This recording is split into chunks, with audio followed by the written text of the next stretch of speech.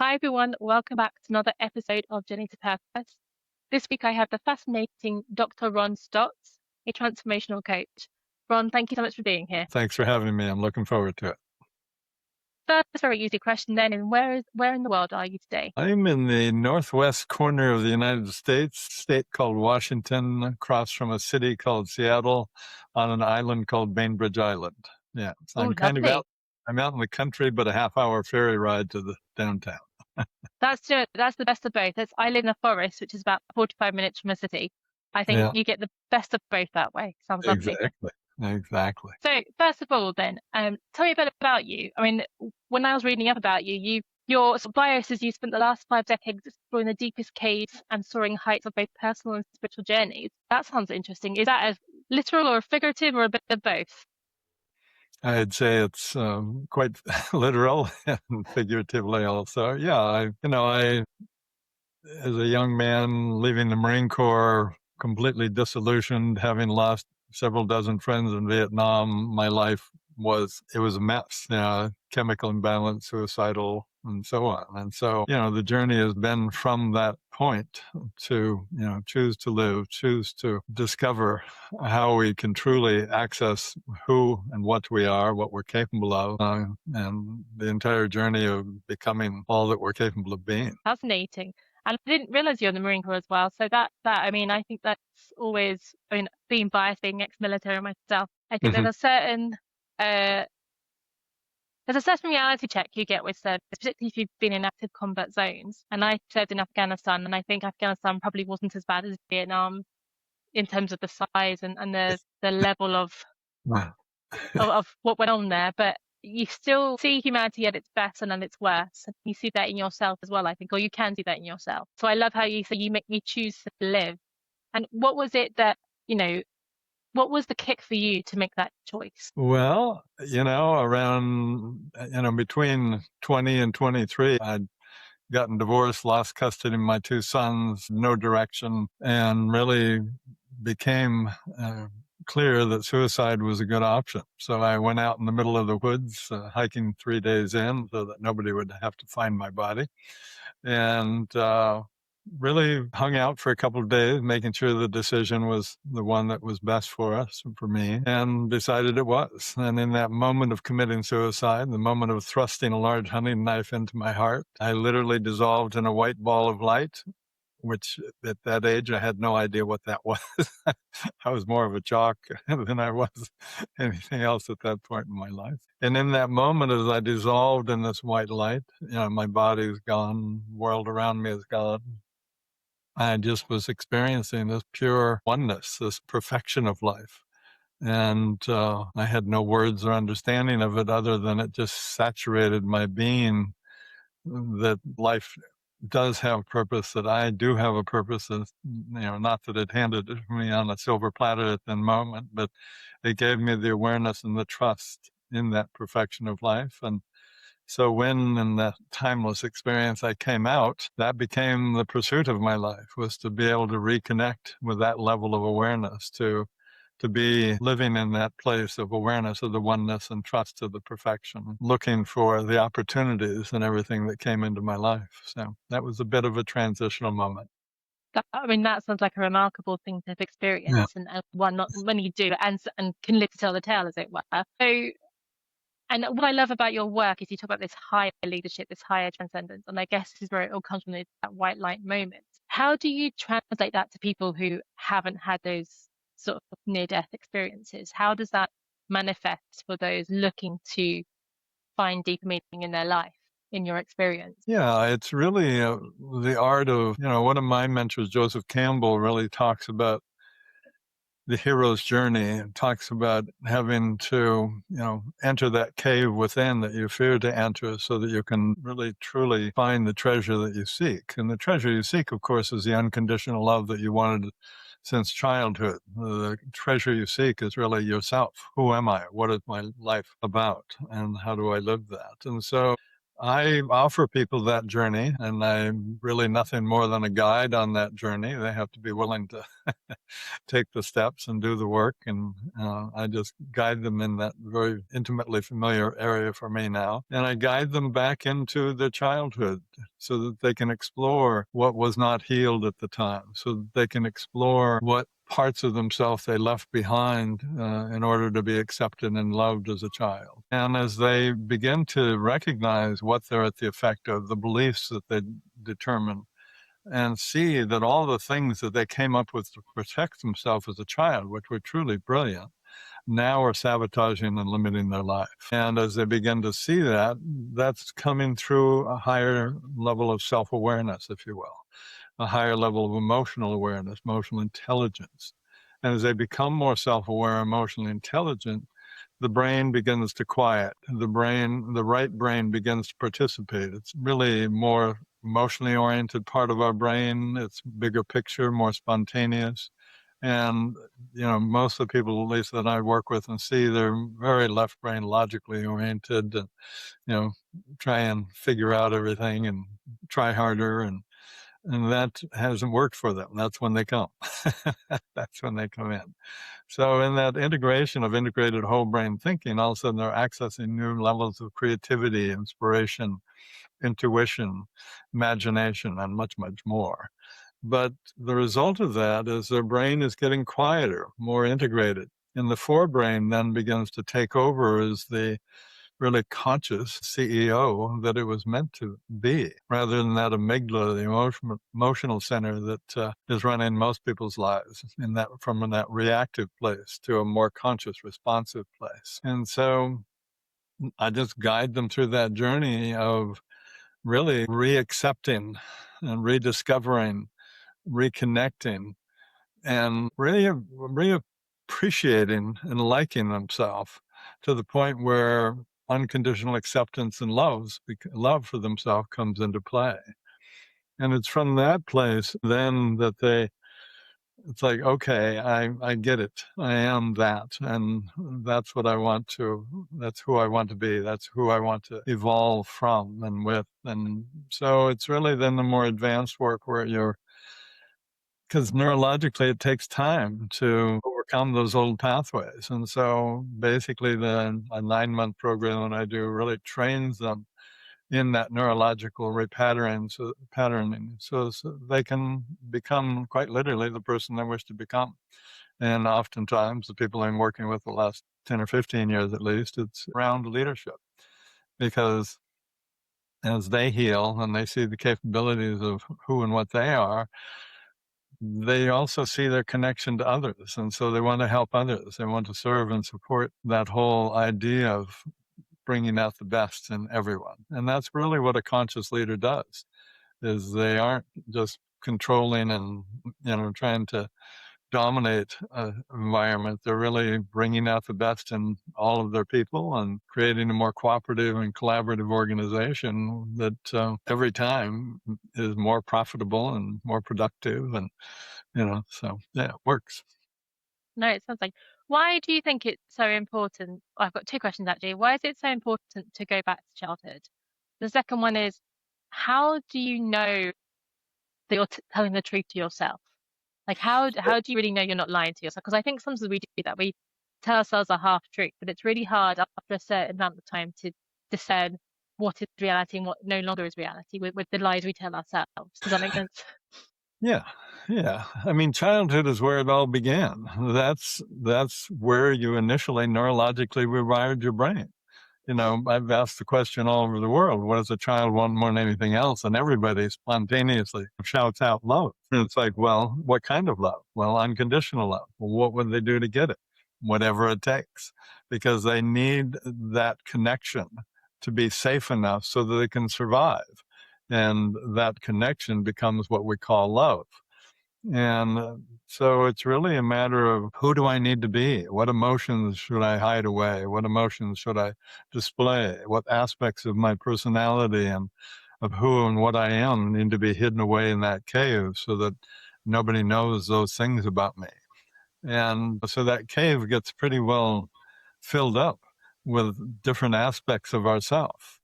And, so people come into life and they're successful using the limited tools and ways of being that they've gotten by with. But at a certain point, that's not enough. They feel like they're not enough. They're not living up to their full potential. They don't really know what they want in life. And that becomes a motivating factor for them to look deeper.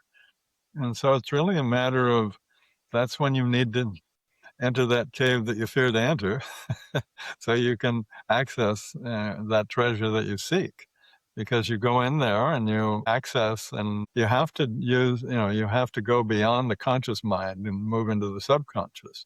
And that's where breathing comes in. Breathing, is how we control our emotions. Breathing is how we stay small, is by not breathing. And so as you get them breathing, as you get them spontaneously expressing things from different aspects of themselves, truths come out that they see are true, they feel are true, they know are true. And those truths are oftentimes not as supportive as they'd like them or need them to be. And so they recognize that, oh, okay, so that's what's running my life.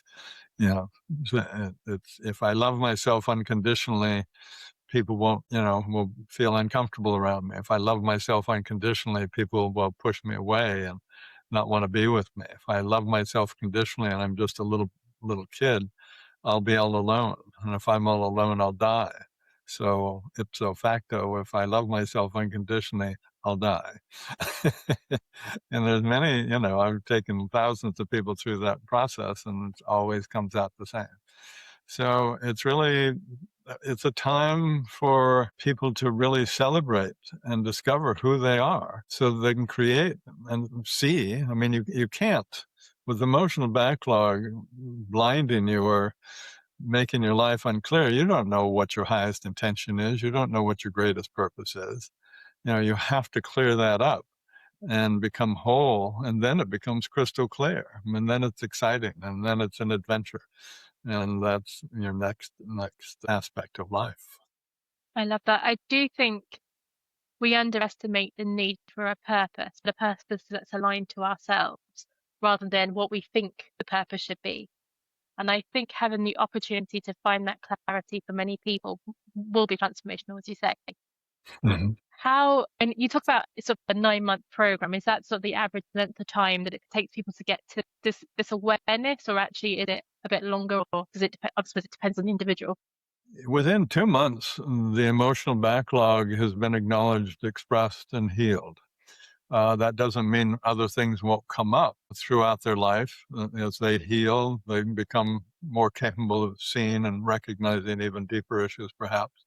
But they'll have the tools, the ability to supportively and even sometimes enjoyably deal with those different issues as they come up later in life. And so it's just a matter of, in that 2 months, you've had the most, you've fallen in love with yourself is what actually happens. You've shifted your program from looking for love outside of yourself to looking for love within yourself. And that's the greatest transformation that you can ever experience in your life. It really, truly is. All of a sudden, everything's different because you're living your life not only for you, but in support of others, rather than giving up your power and trying to figure out how to get acceptance and love throughout your life, which is a dead-end road. And so, yeah, and then neurologically, the truth is it takes time. And so it depends, the 9-month program is really for people who have a sense of greater purpose. And so we guide them into that. And by the end of that, if they're a CFO and they want to be a CEO, or they want to be a founder of a company or a better parent or whatever it is, they're very clear that they want to really evolve into in their life, that in that 9-month period, neurologically, that has taken place. And they just get better and better at taking care of themselves in that way. There'll be some people who will sign up for coaching on a once a month basis or something, just to sort of check in, but those people are just looking for more. So it's really kind of, well, what level do you want to play on? You look in sports, and it doesn't matter how good you are, you have a coach. And when you look at life, if you get to this level and you feel like, well, that's good, I don't need any more, then yeah, you don't need a coach. But if you recognize, I want more, I want to give more, I want to contribute more, I want to have a bigger impact, I want to make more money, whatever it is, there's always a want there, and that's fine. But then there's having somebody who's guided people into those levels. I mean, I've got people that I've guided into owning 5 multi-billion-dollar international companies. So, you know, and the truth is, this journey can become one of leadership, or it's the same journey if you're looking for enlightenment. Same journey.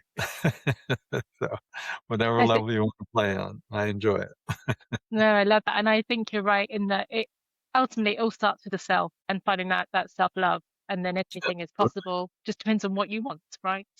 Well, everybody knows you have to have a strong foundation to build a structure. Well, you have to have a strong foundation to build a life too. And that foundation comes from that inner work and from knowing Mhm. yourself and feeling confident, authentic. What are the most common problems that you see in your clients? Is there any recurring patterns that you come across? The biggest one is they're looking outside of themselves at issues and challenges and solutions that can only be found within. I would say, I offer a discovery call where we just explore where they are, where they want to get to, and what that gap is in between. And inevitably, they're telling me the story about, circumstances and people and whatever in their life that are causing them stress and struggle. And it doesn't take much to go to shift the perspective so they see that it's really, oh, that's an inner problem that is manifesting in those ways in my life. And doesn't take much of a leap from there to go, well, how long has that been going on? Well, all of my life.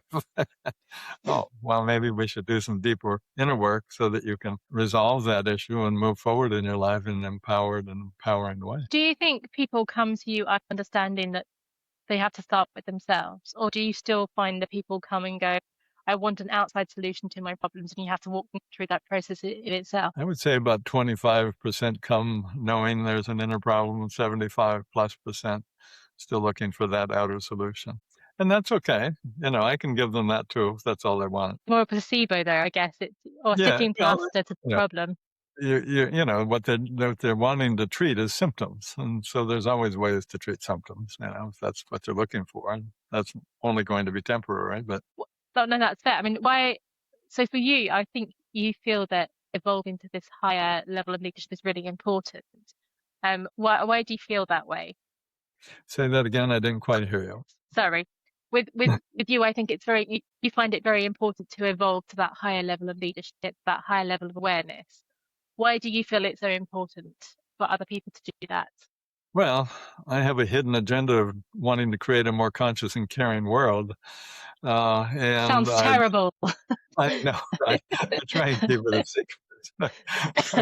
uh, the truth is, leaders of large or significant organizations really have greater influence and impact on their people than almost anybody else. And they have that a lasting impact, not only in their organization, but on a societal level.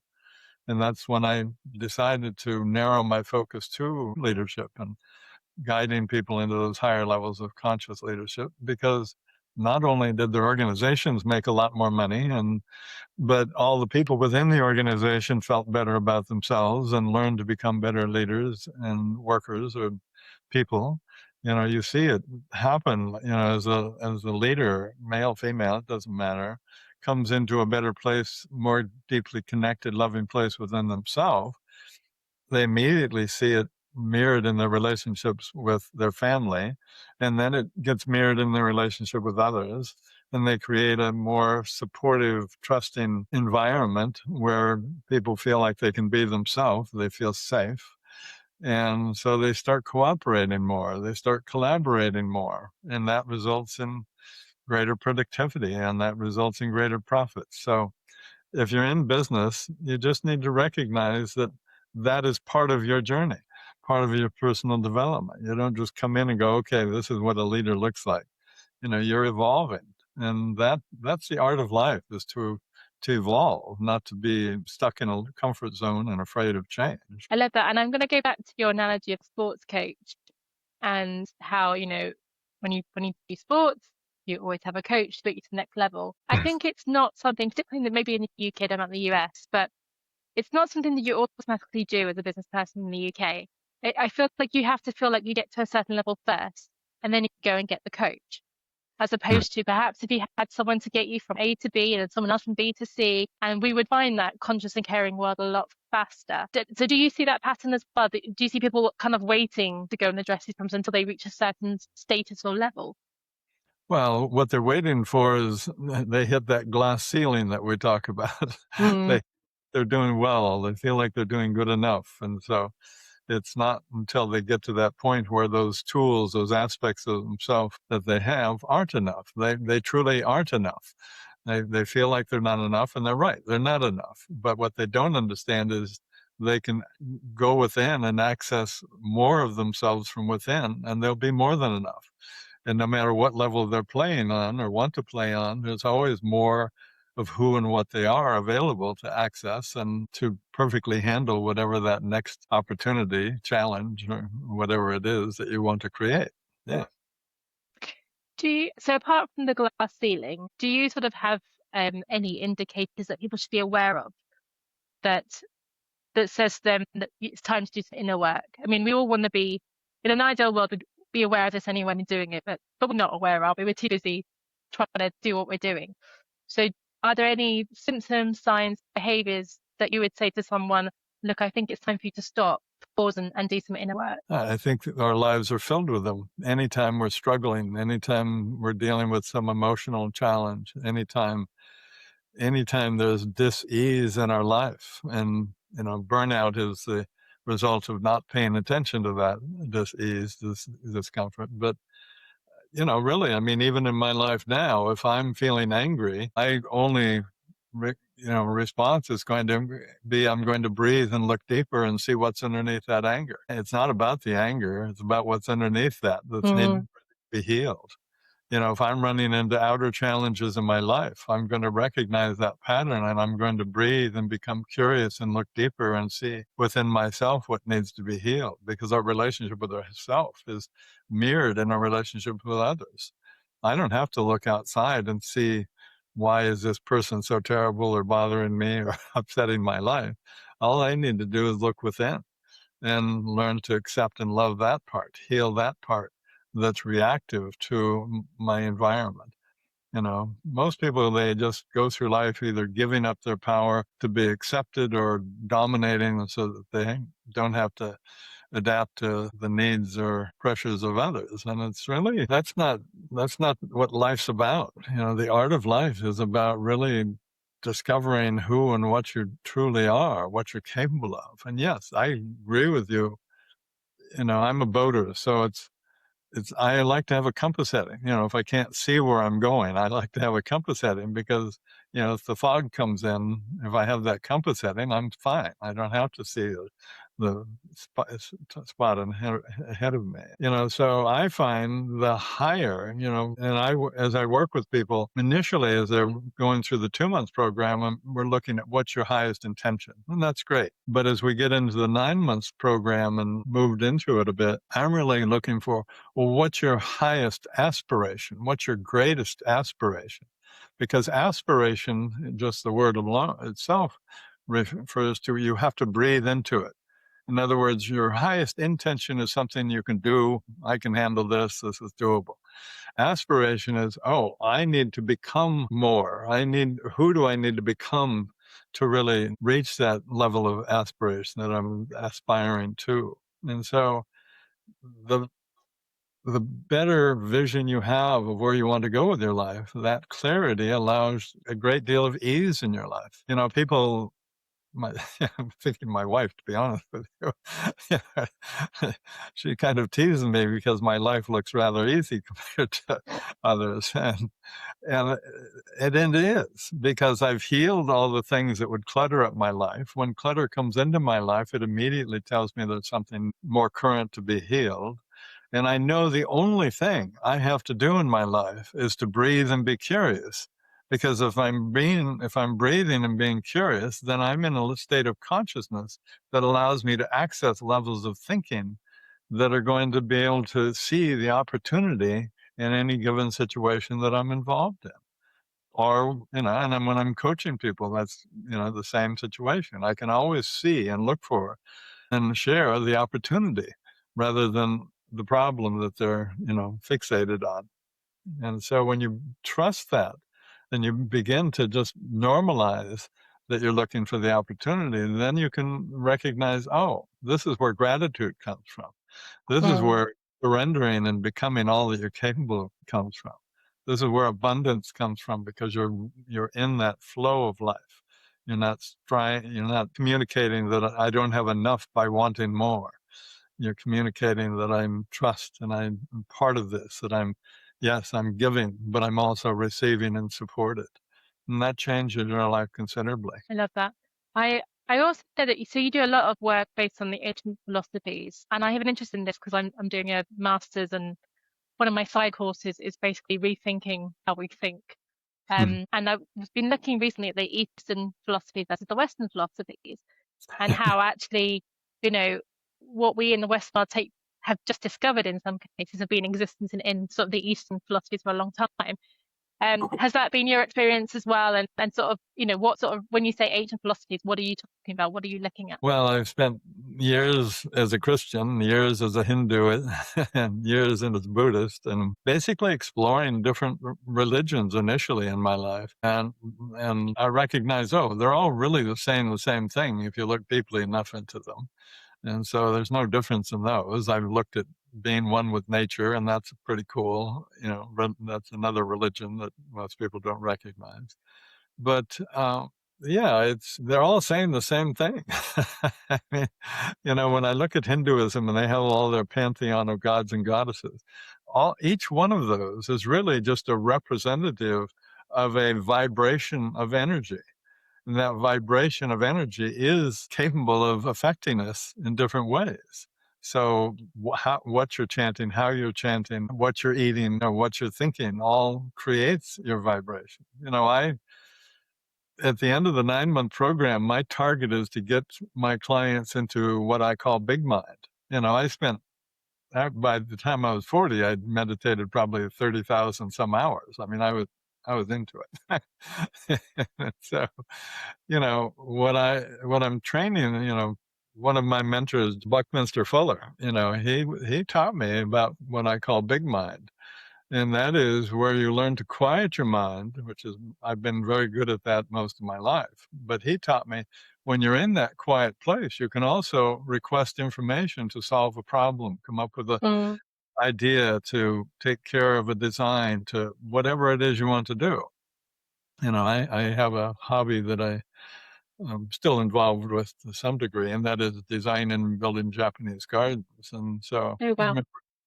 remember one client, who's a big CEO in San Francisco, found out that I did that. And of course, he wanted, a bigger and better garden than anybody else.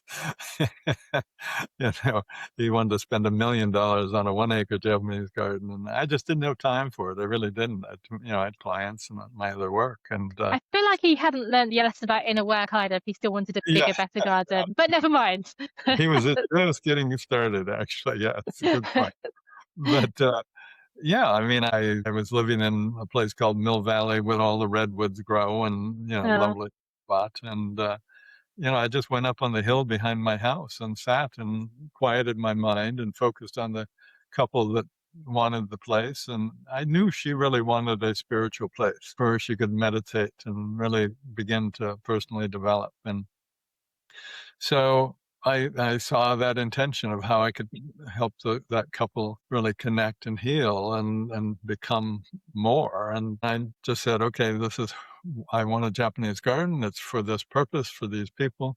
And then I just went into silence and began watching the 120-foot stream coming down into the 65 by 50-foot pond with the turtle island and, the meditation house and the bamboo forest at the other end. And it just started getting more and more detailed with the plants and the movement and the sounds. And in about an hour and a half, it was complete. And wow. the next day I went and I walked them through it and explained what we were going to be doing. And they said, yeah, let's do that. Amazing. The funny thing, it was about a $560,000 project. And I'm thinking, nobody's going to spend $560,000 to landscape their yard. And on the way out, I very casually and with no intention, I said, we could spend $1 million if we did this, that, and 5 other things. And they called the next morning and said, yeah, let's do that. Wow. So it became, we won international awards for design and technology and things, but in 3 months it was done. And Big Mind just allows us to access that level of ability from within ourselves. And as a leader, you have to be present. You have to be, Mm. can't go, oh, I'll get back to you in a few days, or I'll look back in the records and see what we did back then. You have to be present and curious so that that solution can come in and you can share it and move forward. A lot of Well, times my leaders are actually running multiple organizations because the leadership in each of them is so working so well that they don't have to handle all the minutiae. I love that, because I was about to ask you, and I think you kind of answered it, but what would you say to those who think they don't have enough time to get to the state? I mean, it sounds like if you want to, you can, and then still run multiple businesses. Oh yeah, it's just I mean it's the old you can lead a horse to water but not make them drink. I try and be careful of what clients I take on because I can lead them to the down the path, but if they don't want to go, then that's not fun for either of us. Absolutely. Yeah, And yeah. how would you recommend people get started on this if they think they're even curious about finding out if they could, do the inner work, release, let's get to the big mind state? Is there anything they can do ahead of sort of talking with someone like you? Is anything, any sort of day-to-day habits that would make a difference? Just slow down enough to pay attention to yourself. What is it you're needing? Are you taking good care of yourself? Because if you're not taking good care of your family, you're not taking good care of others, you're not taking good care of your business. You've got to be taking good care of yourself. And that's not from a selfish place. It's from you know, I mean, I choose to stay in a very high level of consciousness for the very reason is I know I'm going to be in front of others and I want to give them the sense of what they're capable of. You create a space within yourself of safety, of supportiveness, of consciousness that allows others to see that possibility. And that's not an ego thing. It's just a way of contributing to the world. I mean, there's certainly enough people in the world who are contributing unconsciousness. And so I'm trying Yep. to create a team over here that is more conscious so that we can create the world that we feel like we're really deserve and are ready for. I love that. And do you have, I mean, obviously you said you want the world to be more caring and more conscious. Is there a vision of sort of how big a reach you get or how many people that you can bring on that journey? How many I can or have or what? I didn't hear that. How I'm many sorry. how many you want to? Like, is there a long-term vision for the work you're doing? The more the merrier. It's really a matter of, I'm oftentimes I'll start working with somebody and they have a great influence over many others. And so, I'm just starting to work with a woman who has a large community of women that she guides. And so to me, that's wonderful, because I know that as she shifts and changes and becomes more empowered, that'll just go through that Mhm. entire organization. So it has a lot to do with the influence. I'm watching the people that I've worked with now get to levels of influence that, it's fun because I'm seeing the organizations they create. I see what they're doing with AI. I see what they're doing with consciousness of the world, and it's working. It is working, And so for Wonderful. my grandkids, great grandkids, and the grandkids of everybody around the world, we'll end up with a better place if we can get enough people to shift the weight of unconsciousness to consciousness. Consciousness I, is nothing more than how aware are you of what you're thinking and feeling and what state you're in at any given time so that you're responding to life in an open, opportunist way, not reacting from a fear-based, limited sort of way. It doesn't allow you to even access the level of thinking that you need to really enjoy life, that enjoy the life you're capable of creating. I think that's a very, very worthy cause indeed. So how can people find you if they want to work with you or just learn more? I would just go to my website. It's ronstotts, STOTTS.com. And, there's information they can download for free. There's all, all sorts of information that they can access to learn more. And that can really sometimes make it safe for them to begin that inner journey. And then there's all the information on the programs and coaching or whatever level they want to play on. There's something available for them. So, yeah. Sounds amazing. Ron, thank you ever so much for your time. It's been really interesting, and I really hope that your work continues to spread as it is. Well, thank you so much. I do appreciate you having me on the show. I enjoyed it. Thank you. Yeah.